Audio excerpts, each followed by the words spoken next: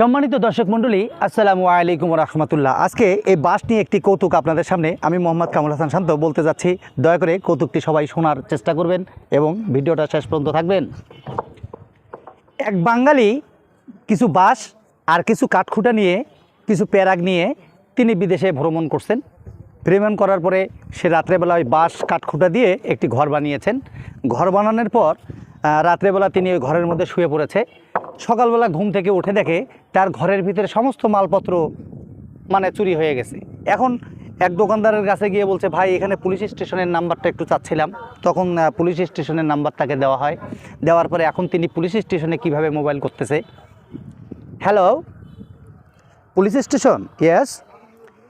Cutting the বাঁশের বেড়া, ঢুকিং the চোর, টেকিং দ্য মালপত্র, গোয়িং দ্য ডোর।